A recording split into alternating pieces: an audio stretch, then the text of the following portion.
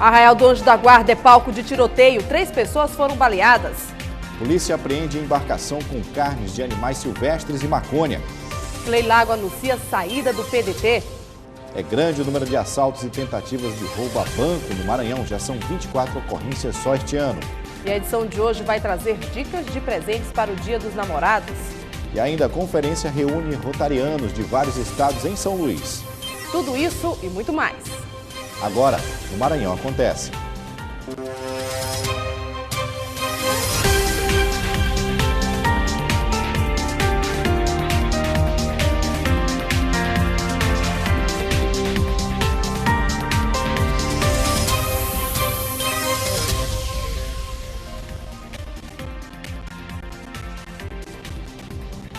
Olá, boa noite para você.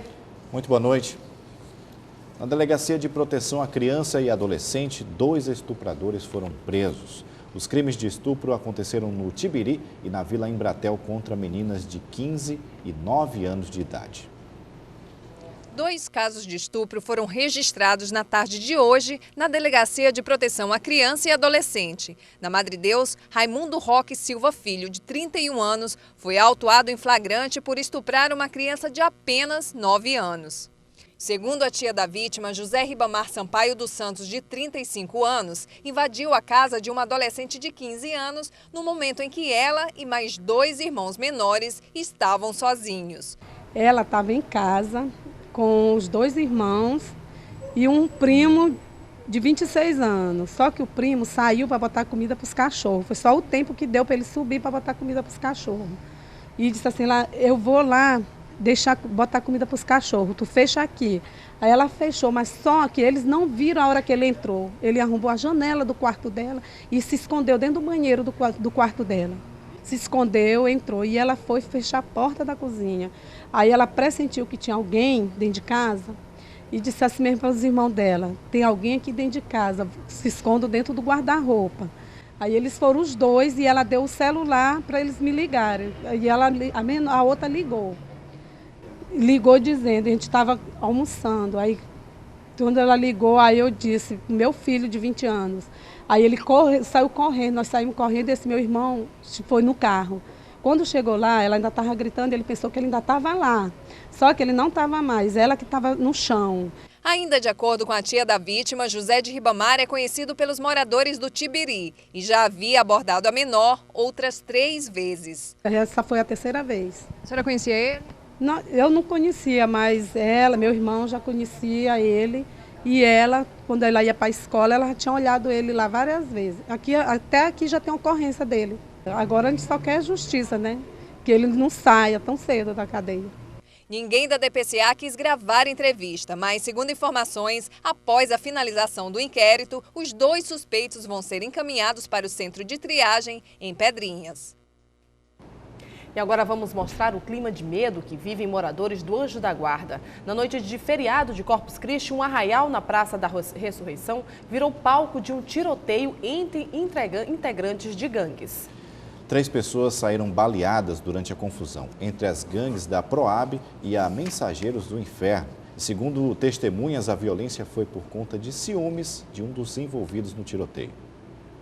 O crime aconteceu na Praça da Ressurreição, no Anjo da Guarda, por volta das 10 horas da noite, quando acontecia o arraial. A menor foi atingida por 2 tiros, um na perna e outro no abdômen, juntamente com mais 2 pessoas. Uma outra menor que foi atingida na perna esquerda e Gilberto Aires, que levou um tiro na cabeça, quando passeava com a família no local. Segundo o delegado Walter Vanderlei, ciúmes teria sido a motivação para que Luiz Henrique Nunes, conhecido como Luizinho e integrante da Gangue do Fumacê, cometesse o crime. Por ciúme. E quando ele viu a adolescente ali naquele local, ele teve a visibilidade das demais pessoas que estavam ao redor da adolescente. Mas ele nem ligou para isso, ele acabou detonando um revólver mesmo, disparando, efetuando vários disparos e atingiu essas outras pessoas.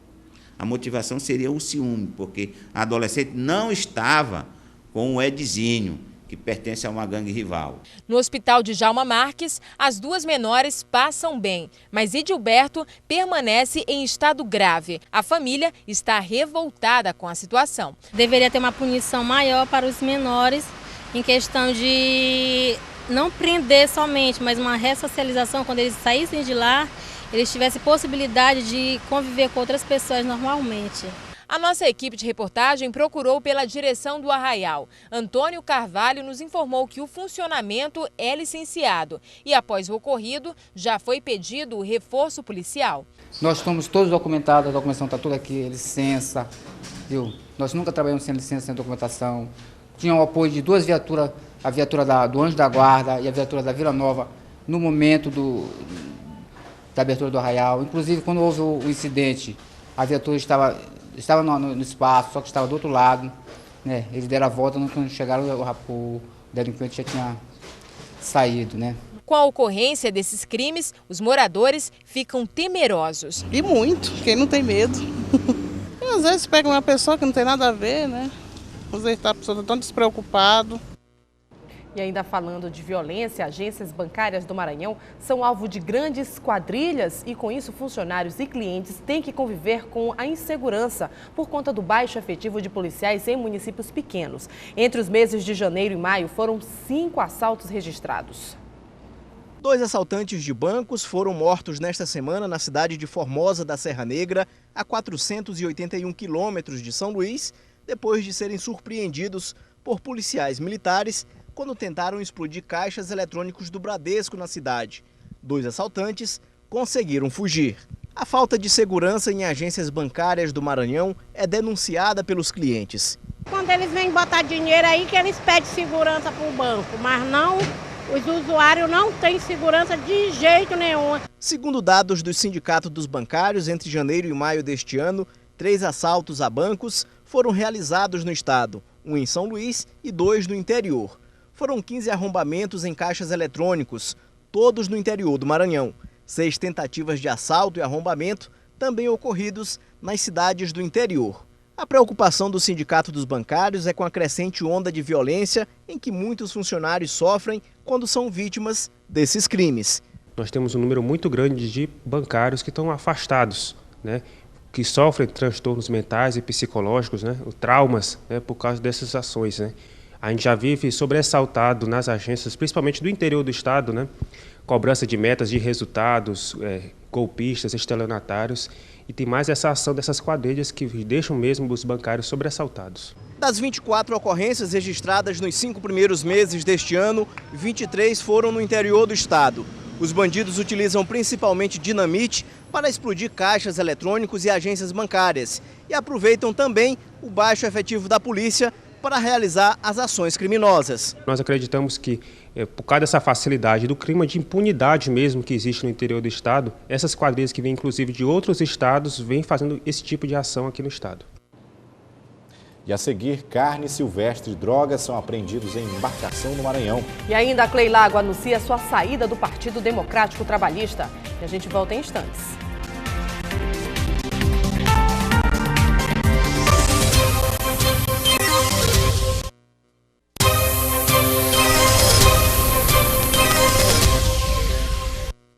A Secretaria de Meio Ambiente do Estado do Maranhão apreendeu 11 redes de arrasto na área do Delta do Parnaíba. O material de pesca é proibido de acordo com portaria do IBAMA de 1993. E a ação reuniu órgãos ambientais, Batalhão de Policiamento Ambiental, Marinha do Brasil e o IBAMA do Piauí. Durante a operação, a SEMA lavrou autos de infração com aplicação de multa. A fiscalização da pesca predatória e irracional na região serve para alerta para que a comunidade repudie práticas como essas, pois um dos maiores prejudicados são os moradores da região e o meio ambiente.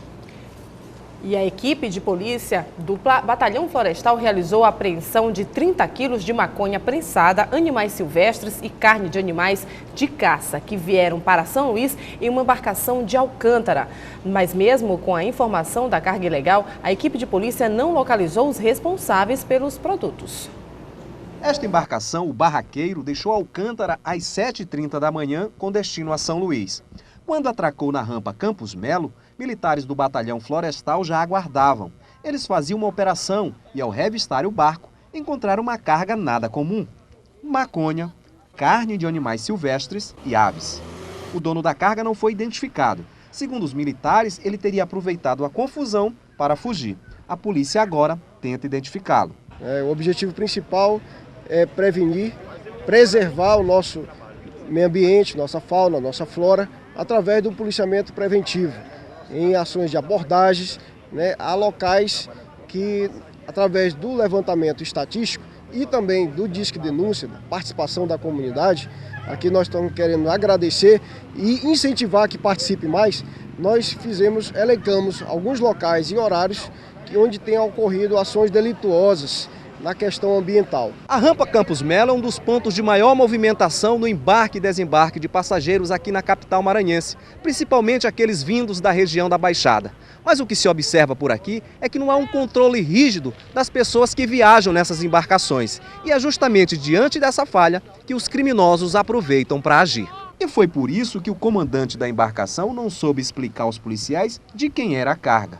Já o gerente do barco disse que é comum pessoas pagarem carregadores para fazer o transporte até a embarcação. E assim fica difícil identificar as bagagens de cada passageiro. E o estivador falou que foi uma loura e um moreno que colocaram essa caixa. Aí eu acho que quando viram a polícia fazendo a revista... A maconha que estava dentro da caixa de isopor estava armazenada com bananas verdes, justamente para que o cheiro fosse confundido. Apesar da polícia não ter confirmado a informação, a carne de tatu e de veado teria como destino restaurantes da capital que oferecem a iguaria em seus cardápios. Os pássaros também seriam destinados à venda. Como vocês podem ver, já tinha até preço fixado. O comandante da embarcação foi prestar esclarecimentos na polícia. Em uma outra operação em Amarante do Maranhão, a polícia apreendeu 29 quilos de maconha. A droga estava enterrada no quintal de um barraco na aldeia Lagoa de Dentro. Além da droga, foi encontrada uma prensa caseira para comprimir a maconha e deixá-la pronta para a venda. 2 pessoas foram presas e vão ser investigadas. E o nosso assunto agora é política.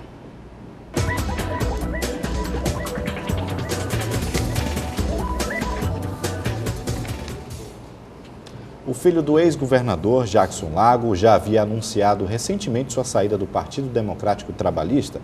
Agora foi a vez da mãe, Clei Lago. Os motivos são praticamente os mesmos. Desmotivação depois de mudanças dentro do partido. A viúva de Jackson Lago tenta agora continuar a história do político em outro partido. Depois que Igor Lago, filho do ex-governador Jackson Lago, anunciou seu afastamento do PDT, agora é a vez da viúva do ex-governador, Clei Lago, também anunciar a sua saída. O afastamento será oficializado na próxima terça-feira, dia 4, mas ela já vai adiantar e vai falar sobre o assunto. Então, assim, qual o motivo da sua saída do PDT? Olha, isso já tem uma coisa que já vem rolando há algum tempo, né, nos rumos do partido. A gente não concordou com determinadas coisas. O partido não é mais aquilo que era, entendeu? E nós temos um grupo grande que a gente se reúne, conversa e tudo. Na verdade, Igor, naquele dia ele não saiu do partido, ele manifestou o desejo de sair. Nós sairemos juntos na terça-feira, como você anunciou. Mas isso não quer dizer que a gente se afaste de política, isso não existe, né? Isso é só um afastamento formal do partido para a gente ficar mais livre de todas essas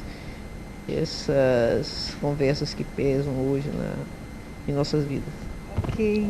E você, Igor Lago, vocês já decidiram se vão para outro partido? Qual seria a nova Casa dos Lagos? Olha, isso não está decidido, porque eu vou sair do partido, o Igor vai sair, vários e vários companheiros também sairão do partido, que querem sair do partido. Agora, isso não tem nenhuma coisa definida, qual é o partido que se vai, nem nada, isso é outra discussão interna, porque nós temos, como eu te falei, não fazemos nada isoladamente, nós temos um grupo de amigos, de pessoas que a gente convive e que é uma discussão posterior qual será o nosso rumo, né? Pode ser também, política não se faz só em partido também, se faz individualmente. Após a morte do ex-governador Jackson Lago, sua opinião, você acha que o Maranhão, o PDT perdeu forças aqui no Maranhão? Olha, o Jackson era uma liderança muito forte, então ele agregava muitas pessoas. E mesmo antes do Jackson morrer, a gente já até dizia que nós somos expulsos do partido, porque na época da cassação do Jackson, a direção nacional do partido não moveu uma palha, entendeu? em função disso. E depois outras coisas, nós estamos passando várias coisas, somos alijados do partido, foi tirado, uma falta de respeito muito grande com as pessoas. Eu até digo o seguinte, olha, as pessoas que resolverem ficar no partido, como tem muitos amigos nossos que vão ficar por conveniências locais ou algum problema seu pessoal político, tem todo o respeito da gente, isso não tem problema nenhum. Agora, nós não temos condição de conviver com um partido que não tem mais democracia interna, que as coisas são impostas de cima para baixo. Não é uma coisa muito boa para a gente. Certo. Como é que a senhora vê o futuro do PDT com essa administração com Julião Amin e o Everton Rocha, né, à frente do partido? Olha, eu não sei como é que... Eu não posso te responder essa pergunta, porque aí só depois de uma avaliação eleitoral e da convivência diária dos outros companheiros e tudo, aí eles podem avaliar como é o partido na direção deles. Mas eu acho que a avaliação não pode ser feita agora, tem que ser uma avaliação posterior. Certo. Atualmente a senhora vê o PDT como um partido auxiliar, assim, que ajuda os outros partidos em eleições. Qual é que é a sua opinião a respeito, né? Como aconteceu nas eleições municipais, né, que o PDT veio apoiando o Edivaldo? Não era por apoiar Edivaldo, é pela falta de discussão interna do apoio ou não. Quer dizer, você não pode condicionar apoio a determinadas secretarias, a determinadas coisas. Apoio se dá em torno de programas, em torno de diretrizes, esses que são o apoio que nós estávamos habituados a fazer. O Jacques fazia isso muito bem, né, porque ele tinha essa articulação ampla, ele tinha essa liderança muito forte, ele tinha essa contribuição grande, era um apaixonado pelo Maranhão, eu também sou, né, mas eu não posso chegar e dizer que existe, porque eu sou uma liderança como o Jacques era, absolutamente, ele era único. E o Flávio Dino, ele tem condições de substituir Jackson Lago? É uma opinião sua, assim, à frente do governo do Estado no próximo mandato? Eu não sei, eu acho que o Jacques é insubstituível. Cada pessoa tem sua característica própria, seus métodos de trabalho e tudo. Eu acho que é muito difícil substituir o Jacques. Qualquer um que apareça é difícil, porque todas as pessoas elas têm uma maneira própria de ser, uma característica, e eu acho que não substitui. Ninguém substitui o Jacques. Certo. Confirmado, então, a sua saída, oficializado na próxima terça-feira? É, confirmado. Eu quero deixar bem claro que esse é o partido que eu fiquei a vida inteira, que ajudei a criar, né, desde o começo, toda a história da nossa vida passa por ele, mas paciência. Ok, voltamos ao estúdio. E veja no próximo bloco, pane no sistema bancário causa tumulto em agências bancárias da capital. Veja ainda, rotarianos se reúnem em São Luís em conferência que acontece até amanhã. Em instantes.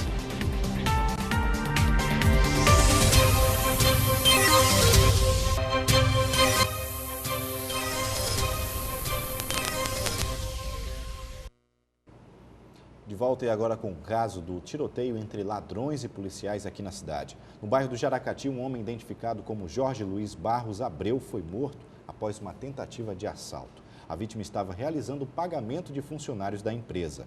Os policiais que estavam na região conseguiram prender todos os envolvidos. Um dos ladrões foi baleado e está no socorrão.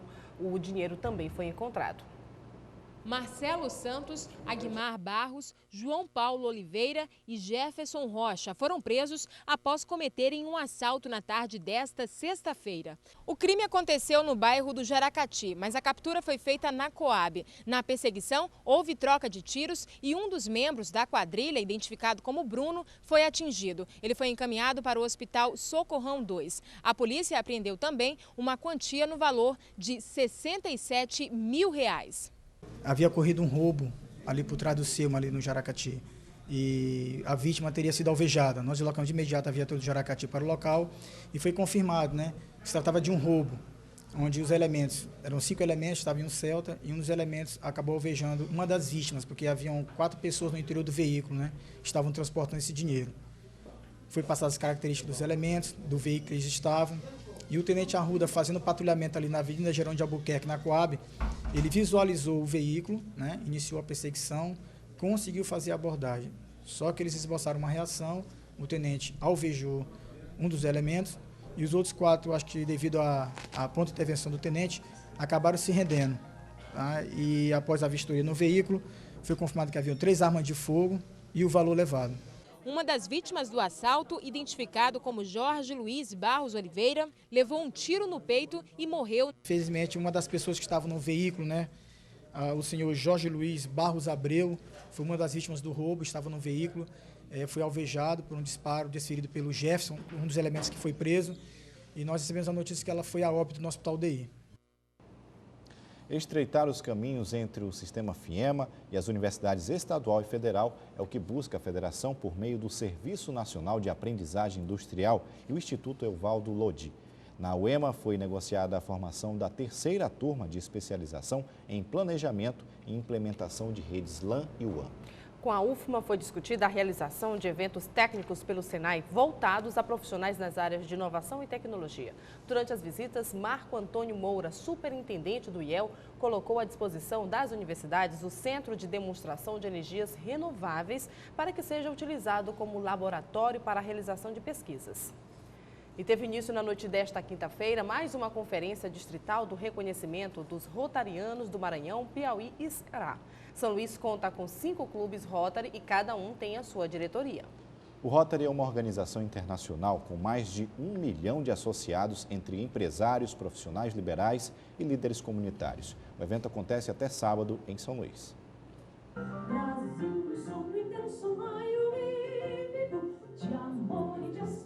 O Rotary é uma organização internacional com mais de 1 milhão de empresários, profissionais e líderes comunitários que desenvolvem projetos humanitários em todo o mundo. O evento teve a presença de Antiório, diretor do Rotary Internacional. Nós temos inúmeras campanhas na área da educação, da saúde, do meio do ambiente, dos recursos hídricos, cooperativas de microcrédito, mas a principal campanha que o Rotary Internacional tem realizado no mundo nos últimos 27 anos é a erradicação da poliomielite. Nós temos uma parceria com vários organismos governamentais internacionais e, em conjunto com a Organização Mundial da Saúde, nós temos procurado eliminar esse vírus selvagem que existe nas últimas partes do mundo, Nigéria, Paquistão, Afeganistão. Nós cremos que nós estamos no fim. Esse ano tivemos apenas 3 casos, esperamos que isso seja realmente o princípio do fim. A 62ª conferência acontece no Maranhão e reúne rotarianos do Ceará, Piauí e outros estados do Brasil. Aqui vamos discutir durante 3 dias assuntos ligados ao Rotary, ao rotarismo no Brasil e no mundo, e também vamos ouvir palestras motivacionais, palestras que tenham a ver com a realidade hoje no mundo. O lema do Rotary é dar de si e, antes de pensar em si, é servir na comunidade local, no trabalho e em todo o mundo. O Rotary tem um espírito de liderança, de comunidade, de dar de si sem pensar em si. Tudo isso faz parte do ideal de servir. O Rotary é uma instituição sábia, ele prepara todos os seus dirigentes com um tempo de antecedência bastante amplo para que se possa se preparar. 2 anos eu já estou em fase de preparação para assumir, tão logo o companheiro Dejarino deixa em 2014 a sua governança. A Conferência Distrital pode votar matérias que são encaminhadas ao Departamento Legal da sede mundial Rotary. Atualmente, cada distrito realiza uma conferência em data e local escolhidos pelo governador do distrito e pelos presidentes. Gratificante, como brasileiro, participar de uma diretoria de Rotary Internacional. São 17 diretores no mundo, então a cada 3 anos costuma ter um brasileiro.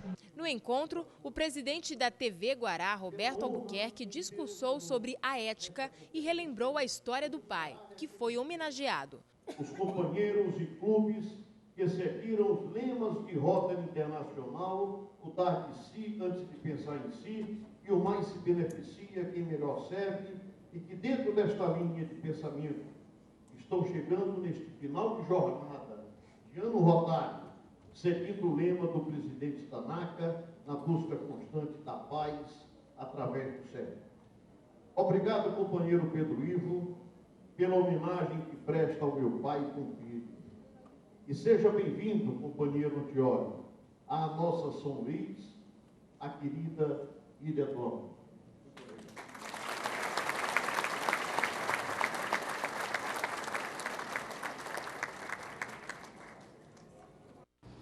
A proximidade do Dia dos Namorados movimenta o comércio na capital maranhense. De olho nos apaixonados, a CDL e a Fé Comércio encomendaram uma pesquisa para saber um pouco mais sobre as tendências de presentes para este ano. A pesquisa apontou que os namorados estão dispostos a gastar mais em 2013 e entre os preferidos estão roupas, sapatos, flores e celulares. Faltando menos de 15 dias para o Dia dos Namorados, o clima é de otimismo para os comerciantes de São Luís. Uma pesquisa realizada neste mês pela Fé Comércio e pela CDL constatou que 75% dos consumidores ludovicenses devem ir às compras para presentear o namorado ou a namorada no próximo dia 12 de junho, data dedicada especialmente aos apaixonados que não querem deixar o dia passar em branco. É uma maneira de demonstrar, né, de expressar um pouco daquele sentimento. Eu adoro dar presente, então eu acho que sempre é uma data especial, aniversário, Dia dos Namorados principalmente. A expectativa do setor é um crescimento de 14,33% no volume de vendas neste ano em relação ao mesmo período de 2012. O Dia dos Namorados está entre a terceira data mais importante, onde o comércio é aquecido.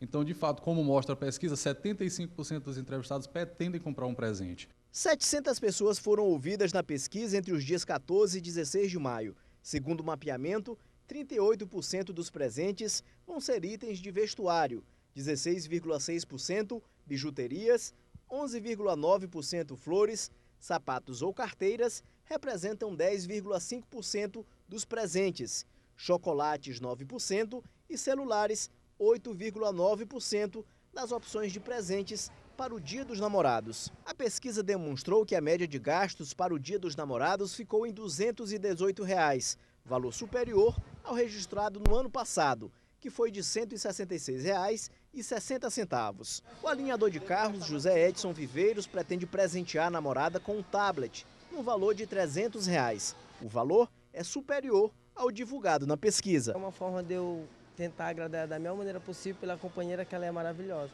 Em relação ao local da compra, cerca de 50% dos consumidores deverão procurar os shopping centers. A climatização do ambiente e a facilidade de estacionamento são pontos importantes que os apaixonados também levam em consideração. Por todos esses aspectos, as pessoas estão preferindo comprar no shopping, mas isso não quer dizer que o centro comercial ainda não esteja aquecido. Pela expansão, tem mais, vamos dizer assim, conforto do que aquela agonia lá da Rua Grande. E um apane nos sistemas bancários congestionou várias agências em São Luís na manhã de hoje. Com o feriado de ontem, muita gente reservou a sexta-feira para fazer pagamentos, principalmente nesse período do mês, quando são efetuados os vencimentos dos servidores públicos estaduais e municipais. A situação foi normalizada somente no começo da tarde. E como muitos sabem, a Mega Sena está acumulada e o concurso que vai pagar o prêmio de R$43 milhões para quem acertar as 6 dezenas acontece amanhã, às 8 da noite, em Itatiaia, no Rio de Janeiro. Com este valor é possível comprar 86 imóveis de R$500 milhão cada, ou ainda 358 carros populares. Mas se o sortudo aplicar o valor na poupança, vai receber mais de R$177 mil em rendimentos mensais, o que recompensa quase R$6 mil por dia. A aposta mínima é de R$2 e pode ser feita até às 7 da noite deste sábado em qualquer uma das mais de 12 mil lotéricas do país. Boa sorte aos apostadores. E você vai ver no próximo bloco, o Teatro Arthur Azevedo completa 196 anos. Nós voltamos em instantes. Aqui no Maranhão Acontece.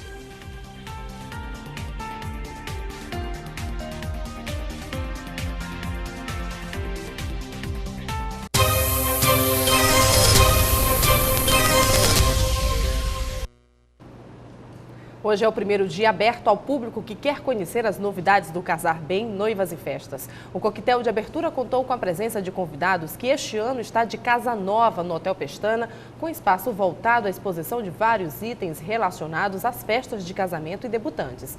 No local, ninguém vai perder o que há de melhor no ramo, além das novidades de estilos e tendências da moda para os eventos de grandes festas. Na primeira noite, o espaço contou com desfiles assinados por importantes nomes do país. E a programação hoje conta com apresentação de dança para noivos, oficinas de automaquiagem, cursos de vinhos e outras informações para a sua festa. Hoje é sexta-feira, quem nos traz as dicas de o que fazer, o que aproveitar é a nossa comentarista Paula Veloso. Olá, boa noite, Paula. Boa noite, Hugo. Boa noite, Daniela. Boa noite, você que está em casa assistindo o Maranhão Acontece. Vamos falar de fim de semana. Eu tenho algumas dicas especiais. Falando de cinema, extraí uma das sequências mais esperadas para esse ano. Star Trek, Além da Escuridão, promete agradar aí todos os fãs da antiga série Jornada nas Estrelas. Nessa nova aventura, a tripulação da nave Enterprise luta contra uma força incontrolável de terror dentro da própria organização que ameaça aí destruir toda a frota e tudo o que ela significa, deixando o planeta Terra em estado de crise. A trama conta com muita ação e algumas reviravoltas, mas o que funciona melhor, além de toda a aventura espacial, é a dinâmica entre os personagens. Os fãs de Jornada nas Estrelas vão adorar rever aí a química entre Capitão Kirk, Dr. Spock e os outros tripulantes, mesmo que vivido por atores diferentes que os da série clássica. Esse sempre foi um dos pontos fortes da franquia Star Trek, na TV ou no cinema, que foi muito bem captado, segundo a crítica, pelo diretor J.J. Abrams, responsável por outros grandes sucessos, como Missão Impossível, o primeiro Star Trek e o filme Super 8. Eu, particularmente, faço um destaque aí para a excelente atuação do ator Zachary Quinto como Dr. Spock. Pegue sua pipoca e garanta um bom lugar aí na sua sala de cinema favorita, porque o filme é imperdível. Outra dica bacana para esse final de semana é visitar a Casar Bem, a maior exposição de noivas e festas do Maranhão, que acontece até amanhã no Hotel Pestana. Os melhores profissionais e empresas da área de festas reunidos num só lugar, além de uma programação sensacional aberta ao público.